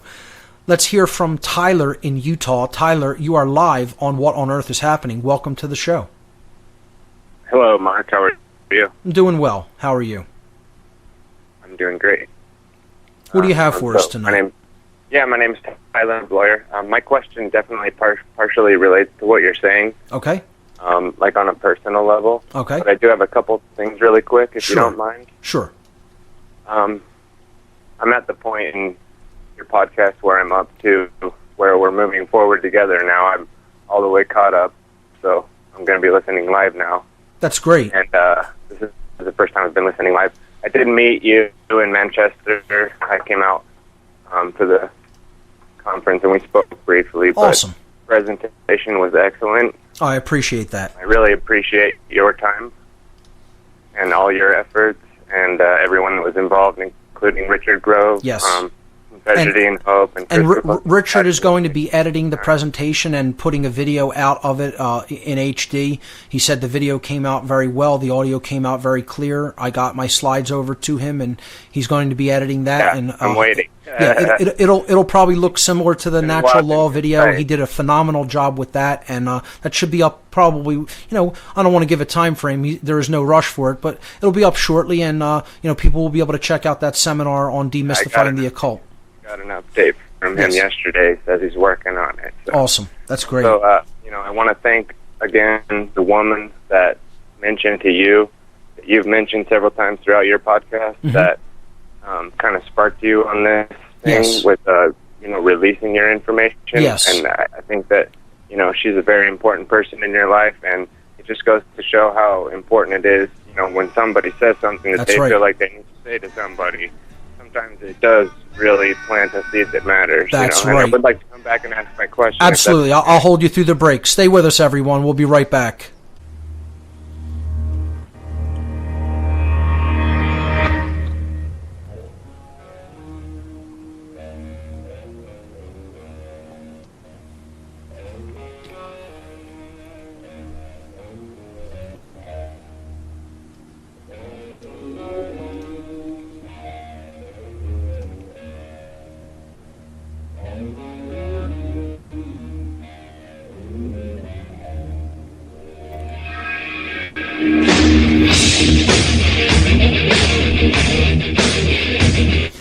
Welcome back, everyone. You're listening to What on Earth is Happening. I'm your host, Mark Passio.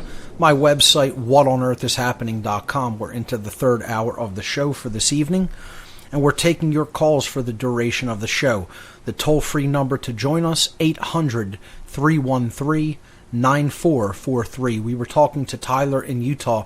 Tyler, are you still with us? You were basically saying that it's so important to reach out to people because you never know how you're going to affect another person and what they may go on to do, or who they may go on to affect, or who they may go on to wake up. I mean, I think it's a great point. I mean, realizing that and then taking it in and, acting on it like you say, that really will show you that that's true. But, your work on natural law has become what I would call a part of required information to look into. And I pass it on, and I talk about it all the time. And I understand the weight of how important that topic is, and in order to take back our freedom and to end the powers that should not be. And I think, that's a cornerstone of what you're doing. I really appreciate it. I absolutely concur. Whenever people ask me what I think is the most critical aspect of my work and the thing, if they pay attention or look into nothing else, it is the natural law material. That is the thing that people have to understand and integrate most deeply into their consciousness. Right. Yeah. And we just need to keep pushing it out there and just stand in that, because that's really all that needs to be done, in my opinion, when you boil it down. But anyways, I'll move on to my question. Yes. So it does tie in a little bit, not necessarily on the macrocosmic level of whatever came and manipulated whatever.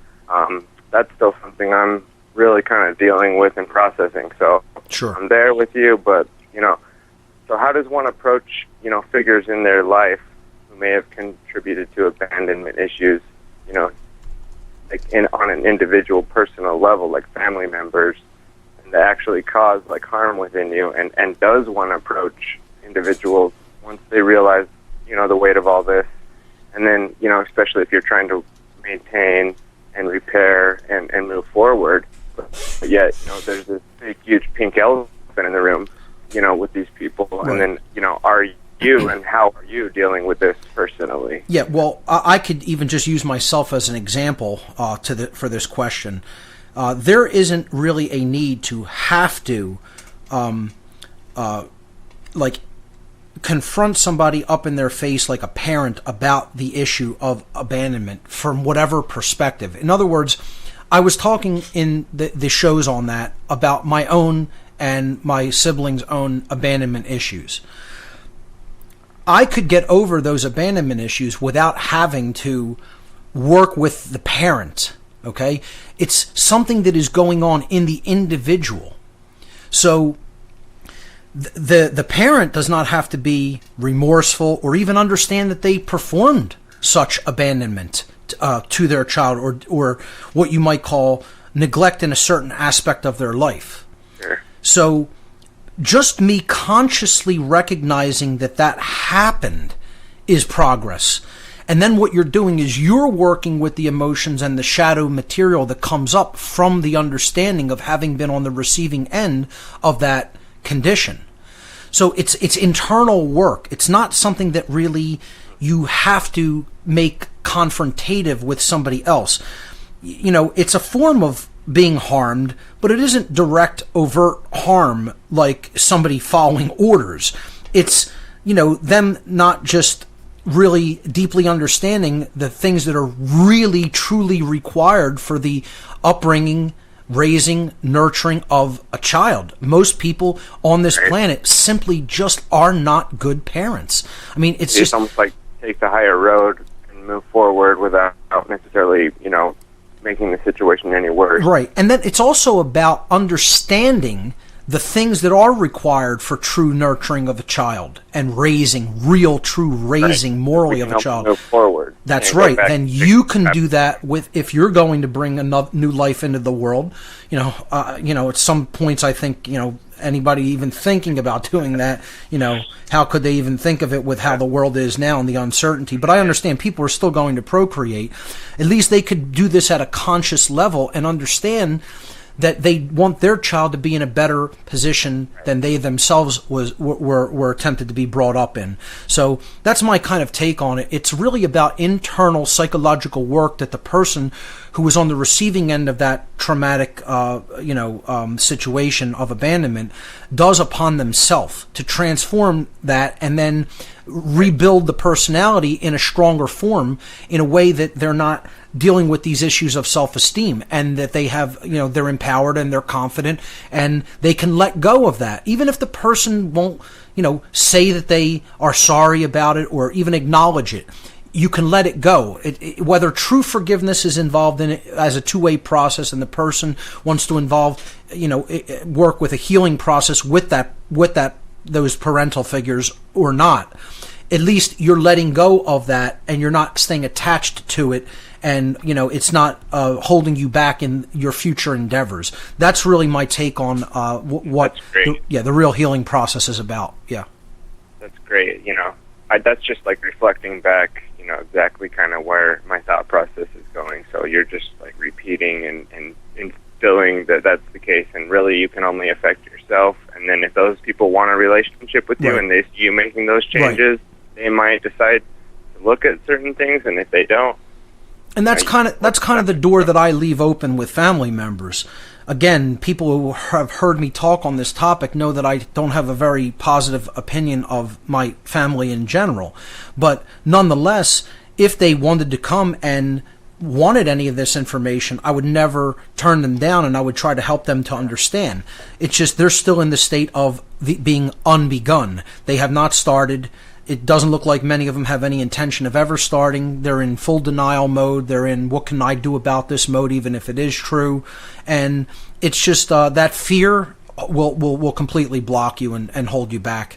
And that's kind of like where, everybody I grew up around is at. So I just don't really deal with much of that. And, I'll still speak the truth unapologetically whenever I have the opportunity or I'm in their presence, but I don't really seek out those relationships. I don't try to surround myself with anybody like that. I surround myself with other conscious individuals and try to build, vertically on our knowledge.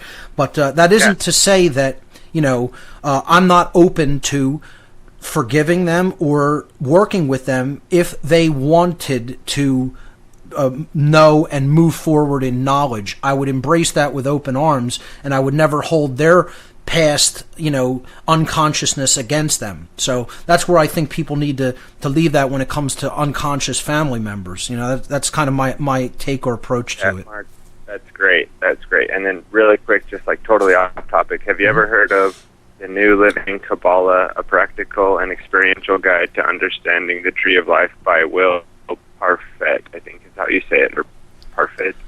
I believe I have heard of this book. I'm not sure if I went through the entire thing, but I know I did see it.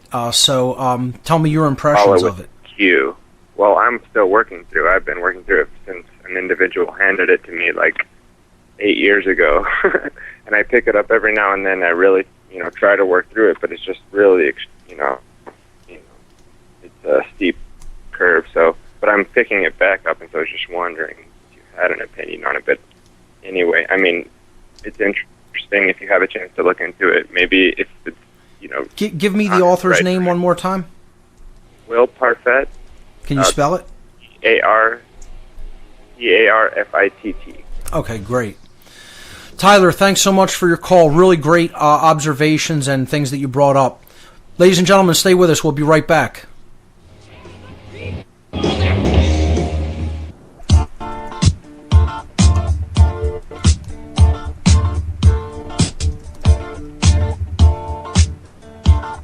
We don't need no education.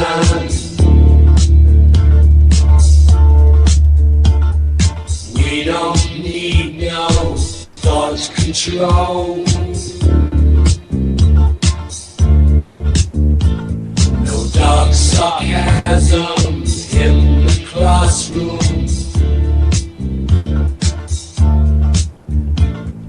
Teacher, leave them kids alone. Welcome back, everyone. You're listening to What on Earth is Happening here on RBN. I'm your host, Mark Passio. We're taking your calls in this hour, final hour of the show. The call-in number to join us, 800-313-9443. Let's go back to the phones and let's hear from Kevin in Philadelphia. Kevin, you're live on What on Earth is Happening. Welcome. Hey, Mark. How you doing, dude? Hey, Kevin. How you doing? Great to hear from you. It's very amusing that your last caller was who they were and said everything that they had said. I had a whole bunch of things I wanted to say, but this is almost kind of more important. I'm hoping the guy's still listening. I also have just recently caught up finally to the end of all of your stuff. I think I have missed like maybe one or two in like the 50s or 60s, but I believe I've hit all about 95% of your show. And I have to admit that like he is 100% right about that. Taking a chance on saying something to someone. Yes. You and I met at like a screening of the Zeitgeist film at Germ Bookstore in Philly, like all those years ago. And it was that moment, and you later giving me those DVDs of Michael Tessarian, the Oracles and Origins series, like that just blew me away. And I was like hooked. I was just like, how much more information can you give me? And you seems like decades ago, doesn't it? It seems like an eternity. It was about 7 years ago, right? Yeah, I think it was about 7 years ago. Wow. So I think it was like it was exactly like what that last caller was talking about when it comes to like you saying something to a person at the right time in their life when they need to hear it. That's right. And that actually happened with me with you. So, like, the reason why I've gone in the route that I've gone, I've now, like, 2 podcasts I've done. One I'm kind of, like, setting aside because I feel like I've gone through is, like, what I've gone through with it. And it's kind of over, and I'm kind of concentrating on this one. Thank you, Fat, as well, for coming on this show. Oh, sure. Too long ago for that.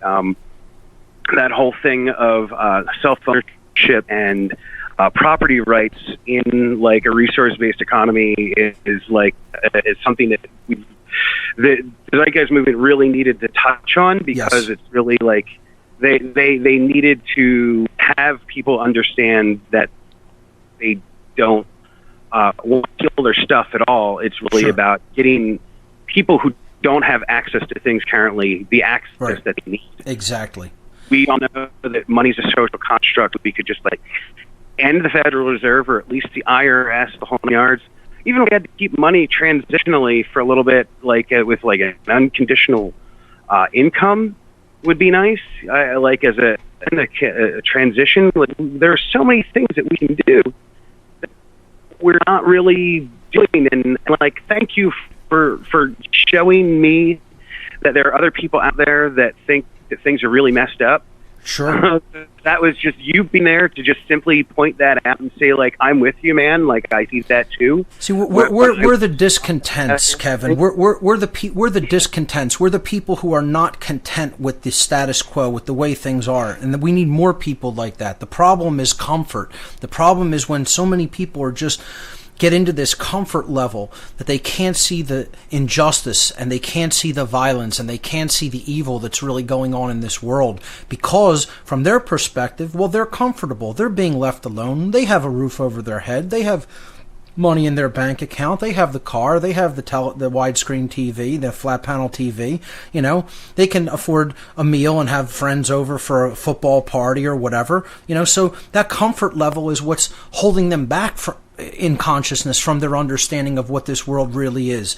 That comfort level is holding them back from their understanding of the difference between right and wrong and natural law. And like you said, and like the previous caller said, you never know who you're going to affect with your voice or what they'll be inspired to do. Like, you know, you've already done 2 podcasts. You've probably woken up a lot of other people. You know, you never know who you're going to activate. You know, that's why, you know, me and Jay Parker were talking about this earlier, actually, and he was saying, you know, we continue to do what we're doing. Believe me, folks, I am a normal, mortal human being. I don't even feel like doing a show tonight. It's like I had to really, you know, use my willpower. Like I worked on computers today. I was tired. I wanted to sit and lay down, and now, you know, after relaxing a little bit, I have to force myself to get up and go on the air for 3 hours. You know, it's like that takes, you know, dedication and willpower, and it's not like I'm looking at it like, oh, this is the greatest thing, let me get to it. It's like, here's more work coming. I have to focus now. I have to reel my mind in and focus and pay attention, and then, you know, be ready to talk to people and receive calls. While I'm doing it, yeah, the energy is there. You know, I get into it, but it's like, you know, I don't really want to do this. I don't want the world to be this, folks. I don't want the world to be this way. I want to live my life in peace and freedom and not have the world be ruled by violence. Unfortunately, it is that way, so the only way to undo it is to speak to people and get them to understand basic principles about the difference between right and wrong. And the point that's being made here is we're going to power through this anyway, even if we don't feel like doing it, even if it's not something we want to do. We're going to continue on with willpower, persistence, and, you know, as much patience as it takes to get the job done, because without that, you know, we're not ever going to really affect change in consciousness, which is where it has to happen. You know, we could talk about, you know, physical revolutions. We could talk about physically trying to do something to change things. But unless it's changed in the mind, the same events and the same circumstances, the same basic outcomes are going to be presented to us. So what this is about is reaching out to people with the power of your voice. That's more important and more powerful than any other agency of change, is speaking truth. And if you understand what's going on, you have a moral obligation and responsibility to speak it to others, because, again, like the callers have been saying here tonight, folks, you don't know the person you're going to touch or reach and what they'll be inspired to go on and do in the future. Yeah, I really appreciate how much that you have inspired me. It's exactly that too. I saw what you were doing, and then I couldn't help but emulate my emancipator, for lack of better terminology. You emancipated yourself. See, I could be I understand that, exactly. a slight assistant in that process through the information, but ultimately you wanted to break your chains. And look at what you've done. You've gotten active. You've gotten active and involved. You're on the playing field, and now you're influencing others, and that's what this is all about. Yeah. That's exactly it. Because it literally went from those moments where you helped hand me that information, and then I get home and I just sit there for 20 some odd hours and listen to it all. I was in a way lucky. I had a newborn that was kind of just hanging out with me the whole time. It was very simple for me to just sit there and watch this stuff. I see this happening more and more, and it's a very encouraging sign for me. Again, we're nowhere near where we need to be as a species, but there's more teachers starting to step up. There's more people that want to propagate this information to others. Free Your Mind groups cropping up all over the country. People are getting on the battlefield. They're understanding what's going on, and they're saying, well, it's time to take out the sword of truth and start going to work. So that's an encouraging sign. And Kevin, I want to thank you for your courage and for getting involved in the great work. So thanks so much, Kevin. Great call. Always encouraging to hear from somebody who's active. Stay with us, everyone. We'll be right back.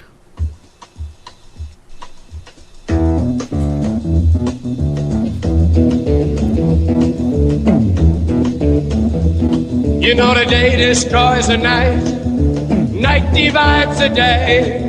Try to run, try to hide, break on through to the other side, break on through to the other side, break on through to the other side, yeah. Welcome back, everyone. You're listening to What on Earth is Happening. We're taking your calls in this final hour for tonight's broadcast.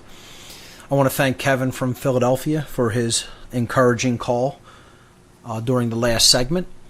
Let's move on and let's hear from Bubba in Colorado. Bubba, you are live on What on Earth is Happening. Welcome. Okay, good to hear from you. We're here. Me and my team members, we saw this video on the internet, and it showed the astronauts of this Apollo 8 mission, and they were saying, we're a couple 100,000 miles from Earth, and yet they were showing the window, there's the Earth, and then all of a sudden the screen fell off, and they were in low Earth orbit. They were lying. The paper moon, yeah. I've seen that as well. And this is a total lie. We're actually connected, me and my buddies, to the NASA's program. And we've been to Cape Canaveral and, of course, the Manned Space Center in Houston and also Cape Canaveral. And we were told in 1960, it was called the West Ranch, there was going to be a manned space program. But it was going to be phony. We got a lot of information, and that this stuff is never going to be revealed. I said, and then, we're just, this is over 55 years ago going on, right? And then they told us, they said, look, you're just going to be lied to about this. And I'm going, what the heck? What are they doing? Now, I'm not sure if you're familiar with any of Jay Widener's work. He's done a series about Stanley Kubrick's possible involvement in the moon landing, creation. The whole story that they told to people. That's an understatement. And he kind of comes to the conclusion that there may have well been a real mission to the moon, but we're not privy to the real data that they brought back, or the real encounters that they may have undergone there. But instead, broadcast kind of like a sanitized version of this through a studio to the American public. And the movie Wag the Dog is about creating a war through the media, through the ability to affect consciousness through mass media, and it's done by a guy named Stanley, who's played by Dustin Hoffman, and a lot of people suggest that was really about kind of like a veiled allegory about the life of Stanley Kubrick. So I think it's definitely an interesting topic to explore and look into. And I kind of fall on the side that more likely than not, they definitely were holding back data, if not fabricating it outright. But I think people should check out the works of Jay Widener when it comes to that. His Stanley Kubrick movie series is very well put together and definitely worth checking out. So, Bub, I want to thank you for the call, and I'm going to take another call here from Zach in Chicago. Zach, you're live on What on Earth is Happening. Welcome to the show. Hi, Mark. How you doing? Doing well. It's good to finally get to talk to you. I've listened to your stuff for a very long time now, and I got to tell you, going through all your stuff, I've gone through your whole series like 3 times now, and I still get new things from it. Oh my God, 3 times! I don't know if I could handle hearing myself for that long. Well, no, that's great though. I'm glad you find the information valuable enough to go back and revisit it. Oh yeah, I've been going through many different podcast series such as Gnostic Media, School Sucks, Peace Revolution, and Free Reign Radio. Right. And I kind of feel like, just like what all the other callers tonight have been talking about, it's funny because everyone's on the same page. Like, it's so awesome. But I realize that, it is like our job to get this information out there, and I kind of realize that like my job in this is to kind of look at all these different sources of information and just basically like make a mind map of like all this material and say, hey, here's an amazing starting point. Here's a bunch of stuff. Go for it, Sure. Like I said, it's largely introductory material to get people started, to whet their appetite, get them researching on their own. I provide some resources to do that. Like I said, I just consider myself an aggregator of this information. This information has always been here and will always continue to be here.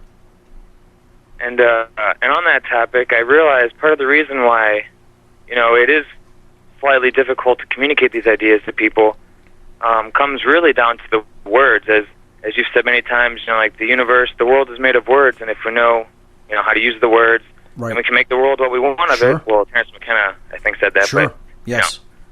And so when I'm saying all this because I have a few questions that I think we can get through pretty quickly, and it's pretty much just about defining a few words because I think we agree on things, but I feel like the way we think of the word just makes it a little different for each of us.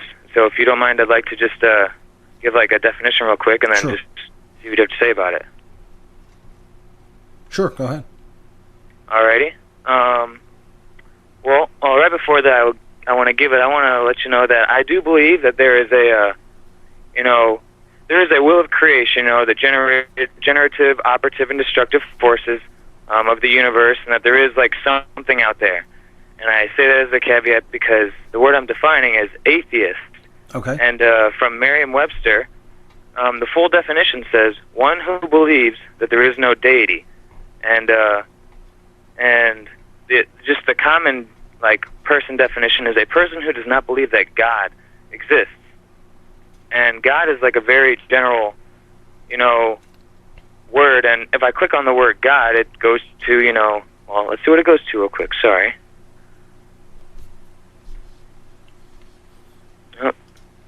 God, the perfect and all-powerful spirit or being that is worshipped, especially by Christians. So what I'm getting at is if we go by, the definition that it gives, then an atheist, simply doesn't believe, at least from my understanding, they don't believe in basically a big guy in the sky, And so when you say, the schism of the mind, one side is atheism, it's like, well, do you mean there's nothing out there at all, or do you mean people's general definition of atheism, which is there's nothing at all? Okay, that's kind of what I thought. No, I mean people who don't believe in any higher power in nature, which is essentially what deity is. I mean, if you look at the definition of deity is basically a higher power in nature, that is like a supreme power or force in nature. This is what I'm saying atheists don't accept. They think that, our will is the highest will in creation, and, there's nothing out there beyond us that governs what we are doing, that we are the ones who have the right to basically control and govern things, and they don't believe that the universe has boundary conditions in place for the way humans behave. That's what I'm looking at as the definition of an atheist. That's my way of seeing what atheism really is about. The traditional, I don't accept your God or any of the religion's gods, it's a limited way of looking at atheism. I look at it as there's no higher power at all. I don't accept that there is any higher power, that man is it. Okay, well, that's exactly what I thought. And if you'll bear with me, I just have two more words, and Sure. I think one of them is going to be even easier. Libertarian, the definition, an adherent of the doctrine of free will. So when you put libertarians in the same, Right. cabinet as minarchists and things like that, that's the first time I stepped back and went, whoa, I define our terms. I was I finally don't agree, but I think it's the political party is Right. what you're referring to. Not a Libertarian political party philosophy is minarchism. The true, unadulterated or uninfluenced definition of libertarian literally just means somebody who believes in and follows liberty, or the non-aggression principle, or the principle of voluntarism, which, I certainly accept. But I'm talking about the political party libertarians when I talk about that. Okay. Yeah. And I have one more thing that I don't even have a definition for. I just want to hear what you have to say, and I'll let you go to the next caller. But before I say that, I would like to once again thank you for all the work you do, and I can't wait to have my own work out there that you can look at and say, hey, this guy's doing it too. And that's what it's all about. I mean, that to me, when somebody sends me a link and says, here's what I'm doing, or here's what I've put out there, that's what I'm encouraged by, people can thank me or whatever, that's neither here nor there. I'm going to do this regardless of, whatever gratitude or, comes my way. But I appreciate that. But what I like to see more than anything else is people actively getting involved. Yep. And I'd also like to say I am also sorry, because I'm sure a lot of people are, that you have to teach people right and wrong. That is it's almost insulting that we have to teach people the most basic things about self-ownership. It's amazing.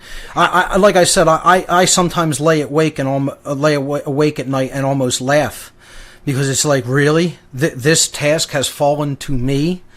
And other people who understand, not just me, obviously, but, it's just a ridiculous notion. I can't even fathom that this is where we're at in the world. Yep, and so here's my last little thing. Sure. Actually, I'm going to just say a green language word, and then my last thing, sorry. Sure. My friend said the word measure to me, and if you take that apart in green language, you could look at it as me as you are, as in, if I'm measuring you, I'm looking at me in relation to you, like the ratio of me to you. Interesting. Oh, it's a very interesting way of looking at it.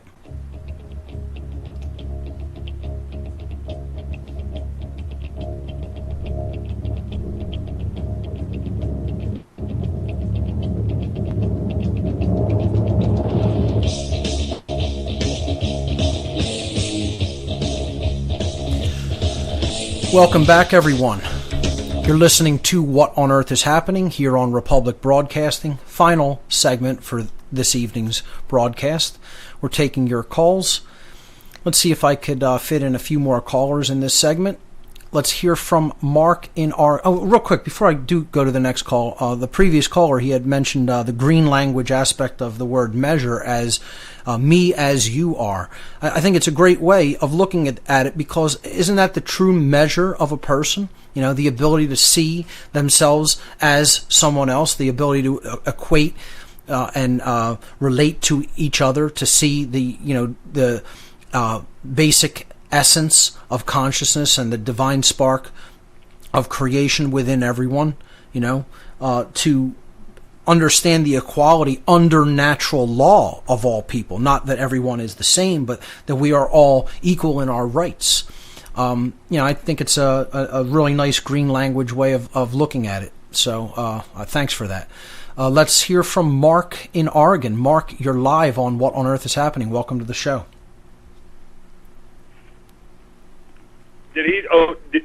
I'm Ray. Oh, Ray. I'm sorry. Ray in Oregon. You're live on What on Earth is Happening. Welcome. All right. I'm sorry about the confusion there. No worries. Hey, Mark, your previous callers, I don't even know where to start. It is a stream of consciousness. You call up with one thing you want to talk about, and they bring all these other good points to it. I mean, you can't help but be a little bit just happy with the work you've done. I can tell because I've done I've listened to most of your podcasts. I've read a whole lot of those books. I haven't finished. I'm not caught up because I stopped to read the books, but Sure. I also heard you're a funny guy too. People wouldn't, when they think of Mark Passio, probably funny isn't one of the things that comes up. No, I wouldn't expect so, but I could tend to have a kind of a dry sense of humor sometimes. I like to think I make people laugh every now and again. I get it. But when you told last week, you said sell your clothes to buy a gun, man, that cracked me up. And then I'm totally serious about that one, though. I know I am too, but it's still funny. What I called, among these million things, the Mutual Admiration Society, I want to thank you. The first time I ever emailed you, I think I asked you for, what were your pivotal books, your important books. You just listed them. It's amazing. I don't even know where to start. I've read some of them, but the thing that I wanted to talk to you about is this Georgia Guidestones. I know it's kind of trivial, and it really doesn't matter in the greater scheme of things, but it's kind of caught my interest. They just put the 2014 in there. I saw that, yes. And, not really sure where they're going with that or if they're trying to tell us something, but most certainly occultists have erected this monument, and clearly there's got to be some significance to them putting that stone in there. Yeah, and if you look on, there's guys that apparently do gematria and have reduced the numbers and the angles and all the different things that you can, and they came up with 1024, 14. And does that number mean anything to you? It does not right off the bat, but I guess we'll find out next week sometime, right? Real quick here, yeah. I wondered also, the thought came to me is Stonehenge, where that's always been, this mystical circle and meant this to, these things to these people or whatever. Maybe the words just wore off of that, and what we've got left is whatever they think. I also read, I'm not sure if this is true, but that Stonehenge got knocked down once and they re-erected it. Yeah, all those stones were in total disarray. It was basically reconstructed, I believe, in the mid-20th century or early part of the 20th century. I'm not exactly sure the date, but they definitely reconstructed it as they thought the arrangement went.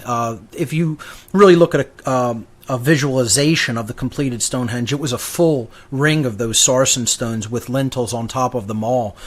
So the arrangement of Stonehenge certainly was not as archaeologists and anthropologists found it originally. It was rebuilt.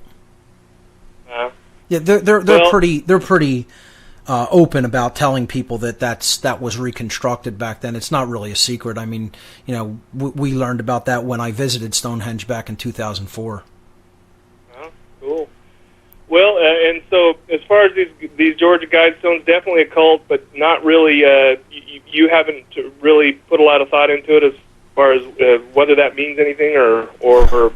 Obviously, whoever erected the monument, which again he gave his name as R.C. Christian, which is Christian Rosenkreutz, the mythical founder of the Rosicrucians.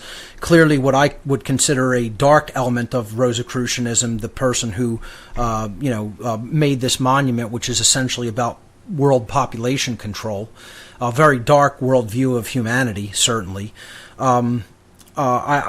I think they must have some kind of a reason in their own mind for putting that other cornerstone in there with the date 2014. I can't tell you that I know what it is because I don't, but like I said, if there is any significance to that date, particularly in the month of October, we'll find out very shortly, I would say.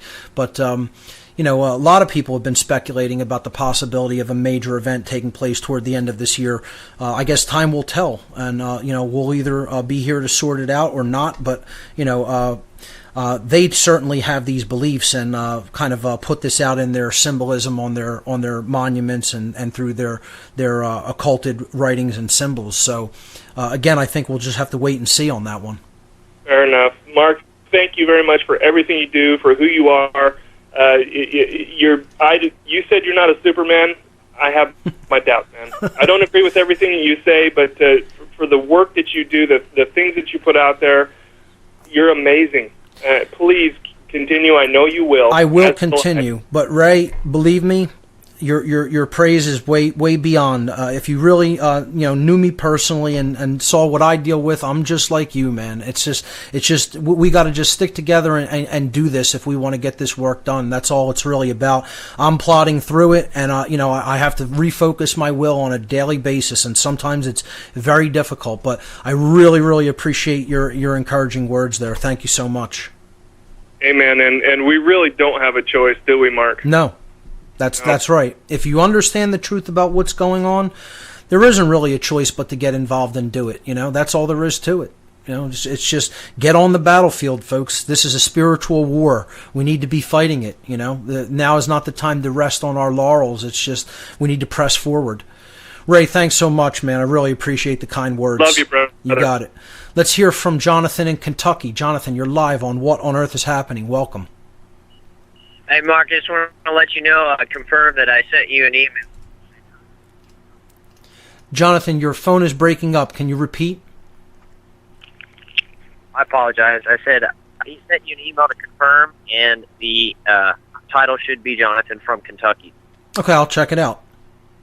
Okay, the other thing is I want to give a real quick story. Sure. I did a military simulator once, and you put on this headset, and you're in this virtual world, and you're supposed to engage the terrorists. And while you're doing it, I was talking smack the whole time, so all the guys could wake up, and I'd kill a dude and say, "Oh, another sacrifice to the New World Order." They don't even know who they didn't ever know who did 9/11, or another sacrifice for the Jesuits and New World Order all the way. Well, they did the score at the very end, and you know what my score was, Mark? What's that? 666, huh? I was going to say 777. What did the other guys that you were doing this with think of your commentary? Some of them laughed. Some of them were quiet and listened, and they were more shocked when they seen the score, and then it made them revamp and think everything I just said. I was like, interesting. Guys, if that don't tell you, that ain't a damn sign. I don't know what else to tell you. Synchronicity is an amazing thing. Hey, Jonathan. Yeah, and the other thing. Yeah, sure. I just wanted to let you know, there's a cool YouTube video that resonates with me. I think you'd like, man. It gives you a lot of peace. It's The Girl Who Dressed the Universe. Okay. Look that up. Hammock Music is the title, but you'll like it, man. The Girl Who Dressed the Universe. Interesting. Yes. I'll check it out. Yeah, like the video. Yes. You got it. Jonathan, thank you so much for the call, man. You have a good one. All right, let's hear from Ivan in Arizona. Ivan, very end of the show. You take us out, my friend. Oh, well, man, you guys covered everything. And, yep, I got another email from another guy starting up Free Your Mind, Atlanta. So beautiful. Catching on. They're cropping up everywhere, aren't they? Yeah. Ivan, thanks so much for what you do. I got you in there at the end of the show as a little tradition. Ladies and gentlemen, that's all the time we have for this edition of What on Earth is Happening. Remember, there's only 2 mistakes that you could ever make on the path to truth: not starting and not going all the way. We'll see you here next week. Thanks for listening. Good night, everyone.